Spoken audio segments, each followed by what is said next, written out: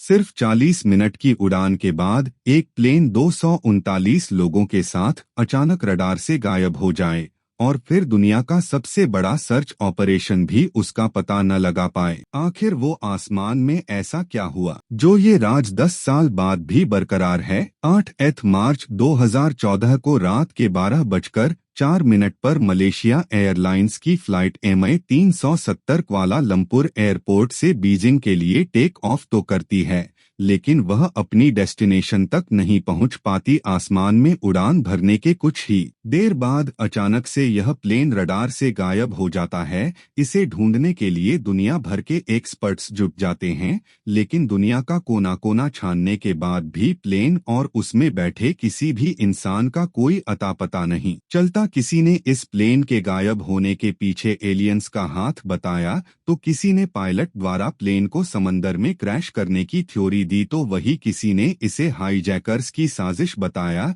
लेकिन 10 साल से भी ज्यादा का वक्त गुजर जाने के बाद भी अभी तक ये एक रहस्य ही बना हुआ है कि आखिर यह प्लेन गया कहां और इसमें सवार पैसेंजर्स और क्रू मेंबर्स के साथ आखिर क्या हुआ था। देखा जाए तो यह मलेशिया के क्वालालंपुर इंटरनेशनल एयरपोर्ट से चाइना के बीजिंग कैपिटल इंटरनेशनल एयरपोर्ट तक के लिए लगभग 6 घंटे की एक रेगुलर फ्लाइट थी। हर रोज की तरह ही 8 मार्च 2014 को मलेशिया एयरलाइंस की फ्लाइट MH370 रात के 12:04 पर उड़ान भरती है। ये एक बोइंग 777 प्लेन था जिसकी कमान को कैप्टन जाहिरी अहमद शाह और को पायलट फारिक अब्दुल हामिद ने संभाला हुआ था, और इस प्लेन में 10 क्रू मेंबर्स और 227 पैसेंजर्स मौजूद थे। सभी पैसेंजर्स और क्रू मेंबर्स में से ज्यादातर का ताल्लुक चाइना और मलेशिया से होता है। टेक ऑफ करने के कुछ ही मिनट के बाद प्लेन आसमान में 35,000 फीट की ऊंचाई पर पहुंचकर साउथ चाइना सी के ऊपर से वियतनाम के डायरेक्शन में उड़ने लगता है। प्लेन का ट्रांसपोंडर लगातार अपनी करंट GPS लोकेशन को Malaysia air traffic control tower के रडार तक पहुंचा रहा था,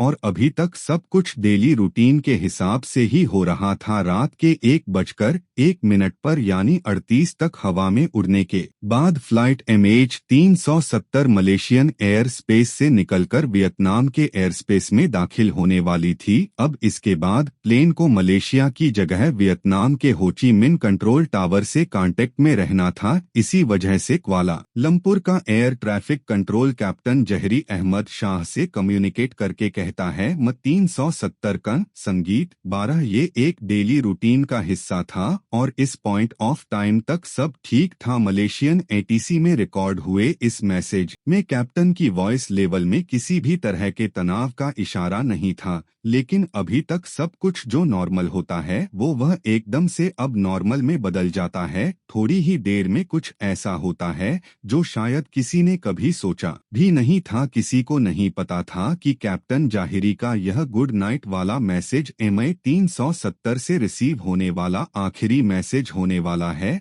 आखिरी मैसेज के ठीक 2 मिनट बाद यानी रात के 1:02 पर फ्लाइट MH370 अचानक मलेशिया और वियतनाम दोनों के रडार से गायब हो जाती है। क्वालालंपुर ATC इसे यह सोचकर नजरअंदाज कर देता है कि प्लेन अब मलेशिया के एयर स्पेस से निकलकर वियतनाम के एयर जुरिसडिक्शन में पहुंच गया होगा, इसलिए प्लेन उनके रडार पर नहीं है। लेकिन मुश्किल तब पैदा हुई जब प्लेन हो ची मिन के रडार से भी पूरी तरह गायब हो गया। यह देखकर वहां के कंट्रोल टावर को कुछ गड़बड़ी का एहसास हुआ और उनकी टीम प्लेन से कांटेक्ट करने की कोशिश करने लगी, लेकिन प्लेन का ट्रांसपोंडर स्विच ऑफ आ रहा था और पायलट की तरफ से भी कोई रिस्पांस नहीं मिल पा रहा था। बार बार कोशिश करने के बाद भी MH370 की ओर से कोई जवाब नहीं मिलने पर हो ची मिन टावर क्वालालंपुर ATC को इन्फॉर्मेशन उनके रडार पर नहीं है और हवा में अचानक से कहीं गायब हो गया है। आमतौर पर ऐसी इमरजेंसी सिचुएशन में रेस्क्यू टीम को 1 घंटे के अंदर इंफॉर्मेशन सेंटर को यह जानकारी देने में पूरे 4 घंटे का वक्त लगा दिया। सुबह के 6:30 बज चुके थे और यह वही टाइम था जब फ्लाइट MH370 को बीजिंग के एयरपोर्ट पर लैंड करना था। सभी को उम्मीद थी कि शायद कोई चमत्कार हो जाए और प्लेन बीजिंग के धरती पर सुरक्षित उतर जाए, लेकिन ऐसा होता नहीं है। प्लेन तो दूर वहां उसका साया भी नहीं पहुंचता। प्लेन जब अपने तय वक्त पर बीजिंग एयरपोर्ट पर लैंड नहीं किया तो प्लेन जहां से गायब हुआ था ठीक उस जगह पर इमीडिएट एक सर्च ऑपरेशन शुरू किया जाता है। ये एक मल्टीनेशनल सर्च एफर्ट होता है जिसमें 7 कंट्रीज के 34 शिप्स और 28 एयरक्राफ्ट्स MI-370 को साउथ चाइना सी और गल्फ ऑफ थाईलैंड के एरिया में ढूंढना शुरू कर देते हैं। लेकिन हैरान करने वाली बात यह थी कि काफी सर्च करने के बाद भी प्लेन का कोई नामो निशान नहीं मिल सका। इस दौरान पूरी दुनिया को इस हादसे के बाद बारे में पता चल चुका था। टीवी चैनल्स, न्यूज वेबसाइट्स और सोशल मीडिया MI-370 की खबरों से भरा हुआ था। Been 8 years the Malaysian Airlines flight A370 disappeared. The flight had 239 passengers on board. Malaysia Airlines flight with 239 people on board including 4 Americans had gone missing. Maya Airline flight MH370 disappeared with 239 people. Plane का अचानक इस तरह गायब हो जाना हर किसी को हैरत में डाल देता है। जहां लोग इस प्लेन के गायब होने को लेकर अलग अलग थ्योरी बना रहे थे तो वही एक्सपर्ट्स प्लेन को ढूंढ निकालने में जुटे होते हैं। अभी तक प्लेन को मलेशिया और वियतनाम के बीच खोजा जा रहा था, लेकिन सर्च ऑपरेशन के चौथे दिन 12 मार्च 2014 को एक ऐसी इंफॉर्मेशन पता चलती है जिसने सर्च टीम को हिलाकर रख दिया। पता चलता है कि 8 मार्च को 1:02 पर फ्लाइट MI-370 क्वालालंपुर और होची मिन के सिविलियन रडार से तो गायब हो गई थी, लेकिन वह अगले 1 घंटे तक मलेशियन मिलिट्री के पावरफुल रडार पर शो होती रही। मिलिट्री रडार की रीडिंग के हिसाब से जहाज ने सिविलियन रडार से गायब होने के बाद कुछ मिनट के लिए राइट टर्न लिया और फिर अचानक से लेफ्ट में 180 डिग्री का टर्न लेकर वह वापस मलेशिया के डायरेक्शन में उड़ने लगा। आधे घंटे के बाद प्लेन ने मलेशिया के पेनांग आइलैंड को क्रॉस किया और फिर वह मलाका स्ट्रेट की तरफ मुड़ गया। 2:02 तक प्लेन मिलिट्री रडार की रेंज में रहा और फिर वह मिलिट्री रडार से भी पूरी तरह गायब हो गया। आखिरी बार मिलिट्री रडार ने प्लेन को अंडमान सी के ऊपर स्पॉट किया था, यानी साउथ चाइना सी जहां सर्च ऑपरेशन चल रहा था उसके बिल्कुल अपोजिट डायरेक्शन में प्लेन गायब हुआ था। इस खबर ने एक्सपर्ट्स के होश उड़ाकर रख दिए। सभी को इस सवाल ने चिंता में डाल दिया कि आखिर प्लेन ने बीजिंग के अपोजिट डायरेक्शन में क्यों टर्न किया और प्लेन वापस मलेशिया की तरफ आकर वहां लैंड करने के बजाय अंडमान सी की तरफ क्यों बढ़ता रहा और फिर जहाज वहां से आखिर कहां गायब हो गया। जो सर्च ऑपरेशन अभी तक साउथ चाइना और गल्फ ऑफ थाईलैंड में चल रहा था वो ऑपरेशन अब अंडमान सी में शुरू कर दिया जाता है, लेकिन बहुत मशक्कत के बाद भी इस जगह पर भी प्लेन का कोई अता पता नहीं चल सका। कुछ दिनों के बाद एक्सपर्ट्स को एक और क्लू मिलता है जिसने पूरी सिचुएशन को बदल कर रख दिया। पता चलता है कि पहले सिविलियन रडार और फिर मिलिट्री रडार से गायब होने के कुछ मिनट बाद ही MI-370 एक सैटेलाइट को लॉगिन रिक्वेस्ट भेजने लगा। प्लेयर ने हर 1 घंटे के बाद इंडियन ओशन के ऊपर जियोस्टेशनरी ऑर्बिट में मौजूद 35,000 किलोमीटर दूर इनमार्सेट नाम की सैटेलाइट से कांटेक्ट करने की कोशिश की। दरअसल मॉडर्न प्लेन्स में सेटकॉम यानी सैटेलाइट कम्युनिकेशन सिस्टम होता है जिसके थ्रू प्लेन को कंसिस्टेंट एंड रिलायबल कनेक्टिविटी मिलती रहती है, विशेष रूप से रिमोट एरियाज और महासागरों में जहां ग्राउंड बेस कम्युनिकेशन इंफ्रास्ट्रक्चर उपलब्ध नहीं होता है।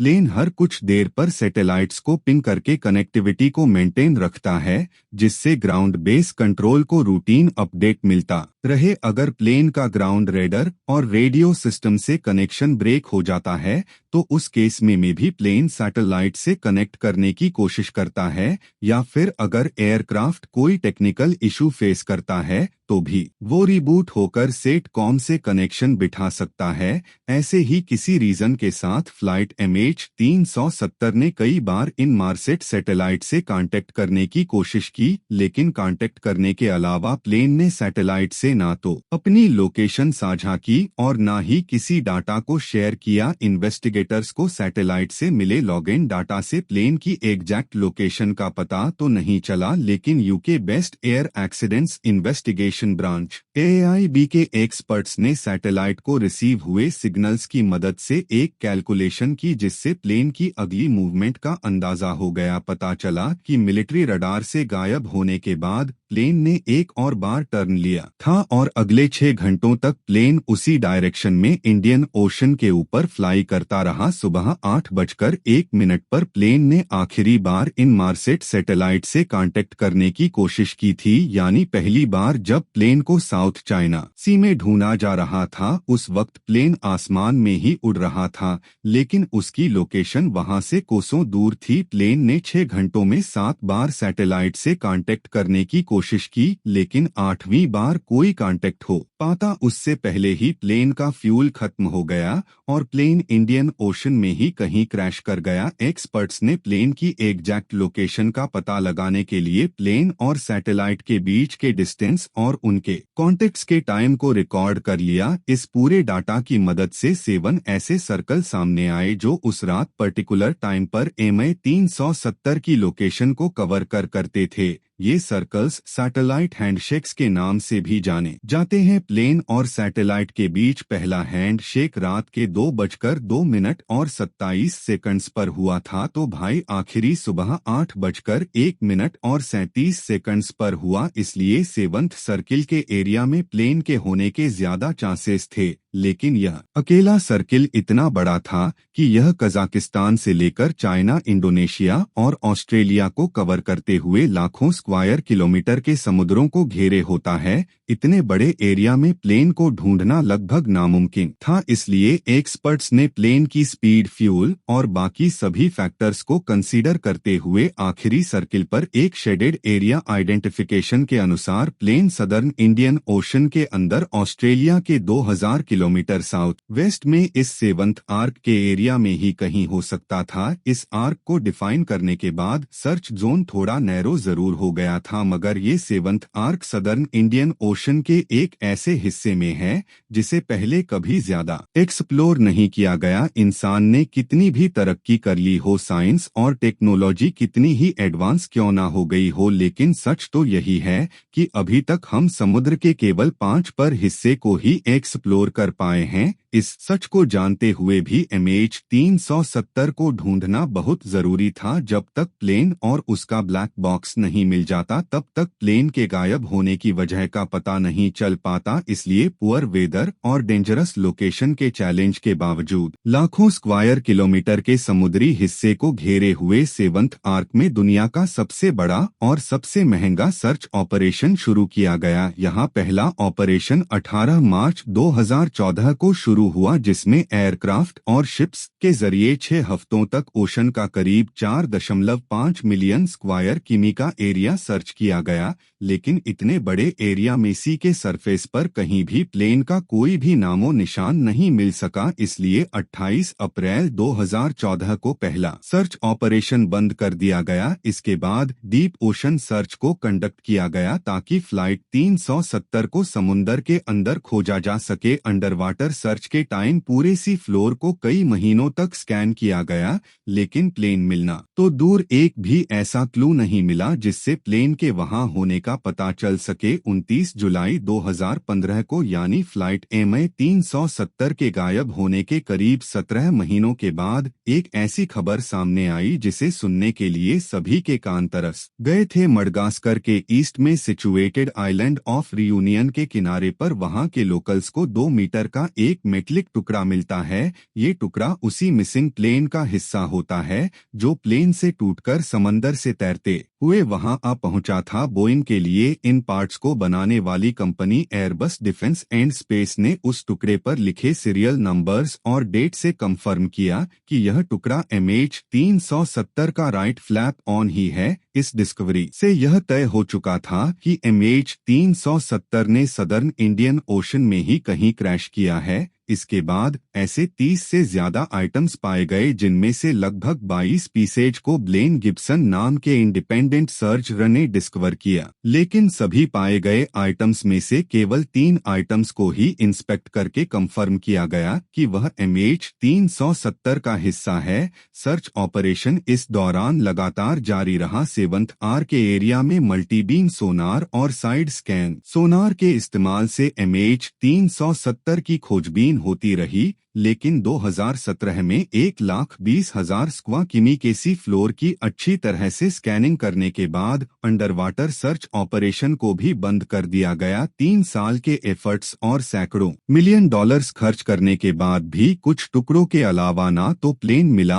और ना ही प्लेन के क्रैश साइट का पता चल सका। अभी तक के यह सर्च ऑपरेशंस मलेशियन गवर्नमेंट की रिक्वेस्ट पर Australian transportation safety bureau ATSB के नेतृत्व में किए जा रहे थे, जिसमें ऑस्ट्रेलिया समेत और भी कई देशों के एयरक्राफ्ट्स, शिप्स और सबमरीन्स ने कंट्रीब्यूट किया था। ये ऑपरेशन एविएशन हिस्ट्री का सबसे लंबा और सबसे महंगा सर्च ऑपरेशन था, लेकिन अनसक्सेसफुल होने के बाद आखिरकार इस ऑपरेशन को भी रोक दिया गया। इस पूरे ऑपरेशन के दौरान ऑस्ट्रेलियन ओशनोग्राफर डॉ डेविड ग्रिफिन अपनी एक अलग ही रिसर्च में लगे हुए थे। जब प्लेन का पहला टुकड़ा A370 का राइट फ्लैपर्न आइलैंड ऑफ रियूनियन पर मिला, तब से ही डेविड ने अपनी रिसर्च शुरू कर दी। उन्होंने किसी दूसरे प्लेन के फ्लैपर्न का इस्तेमाल करते हुए उसे ओशन में फेंककर पूरे सीन को रिक्रिएट करने की कोशिश की। इस तरह वो फ्लैपर्न की जर्नी को ट्रैक करते हुए MH370 की क्रैश साइट को पिन पॉइंट करना चाहते थे।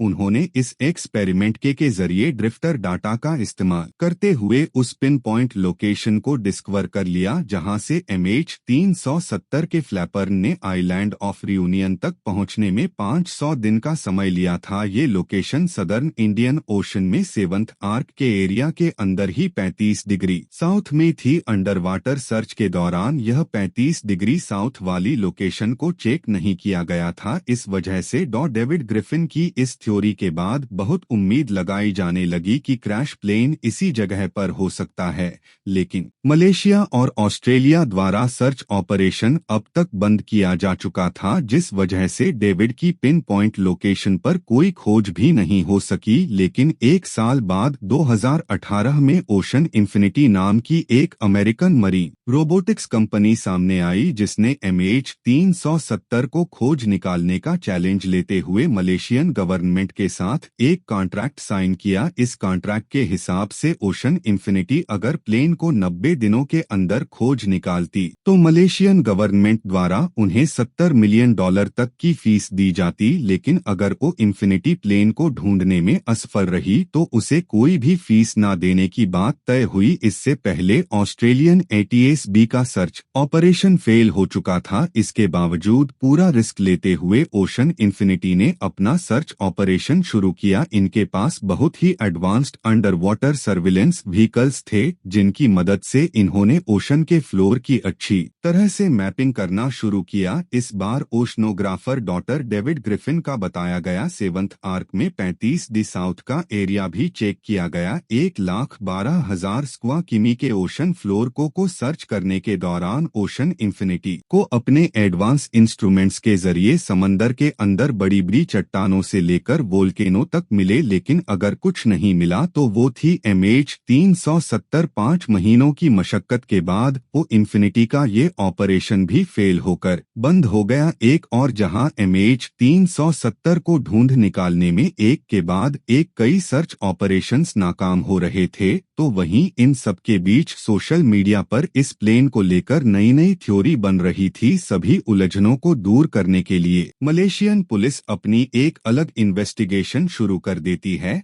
जिसमें MH370 में मौजूद हर एक इंसान का बैकग्राउंड चेक किया जाने लगता है। पुलिस की इन्वेस्टिगेशन में सबसे पहले 2 पैसेंजर्स पर शक गया। पूरिया नूर मोहम्मद मेहरदाद और दिलावर सैयद मोहम्मद रजा नाम के इन 2 पैसेंजर्स ने प्लेन से ट्रेवल करने के लिए चोरी के पासपोर्ट्स का इस्तेमाल किया था। फ्लाइट के मिसिंग डिक्लेयर होते ही ये अंदाजा लगाया जा रहा था कि इस प्लेन को किसी टेररिस्ट ऑर्गेनाइजेशन ने हाईजैक कर लिया है। ऐसे में इन 2 पैसेंजर्स की खबर ने जैकिंग के शक को यकीन में बदल दिया था, लेकिन जांच करने पर इन्वेस्टिगेशन टीम को पता चलता है कि वो दोनों पैसेंजर्स कोई टेररिस्ट नहीं बल्कि वह केवल चोरी के पासपोर्ट का इस्तेमाल करके यूरोप में सेटल होना चाहते थे। इन 2 पैसेंजर्स के निर्दोष साबित होने के बाद शक की सुई प्लेन के कैप्टन जाहिरी अहमद शाह की तरफ घूम गई। लोगों ने थ्योरी दी कि कैप्टन जाहिरी सुसाइडल थे और उनका मानसिक संतुलन ठीक नहीं था, इसलिए उन्होंने जानबूझकर प्लेन का कम्युनिकेशन डिसेबल किया